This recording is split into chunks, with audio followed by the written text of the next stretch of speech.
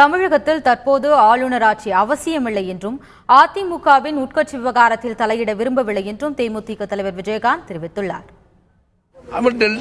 Daily செத்துக்கிட்டு அவங்களுக்கு எடுக்காம நீங்க அரசியல் கேக்குறீங்க, இதான் எனக்கு கஷ்டமா இருக்கு. இங்க அரசியல் இங்க விவசாயிகள் டெய்லி செத்துக்கிட்டு இருக்காங்களே, அதை பத்தி யாராவது கேட்கிறேன்? அரசியல் நிலவரம் கேட்கிறேன். இல்ல அந்த அரசியல் நிலவரத்தில் இருக்கவங்க யாராவது விவசாயிகளை பத்தி பேசுறாங்களா?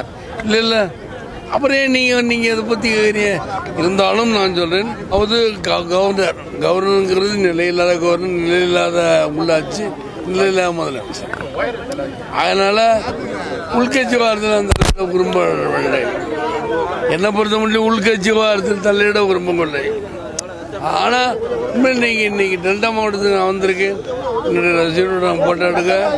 ஆனா அவர்களுக்கு நீங்க இன்னைக்கு வரைக்கும் அவங்களுக்கு இன்னைக்கு விவசாயிகளுக்கு எந்த விதத்திலையும் ஒரு பாதுகாப்பு இல்லையே, தினந்தோறும் செத்துக்கிட்டு இருக்காங்க. அதுக்கு ஏதாவது ஒரு அறிக்கை, ஒரு நிவாரணம் கொடுக்குறாங்களா? கொடுக்கலையே.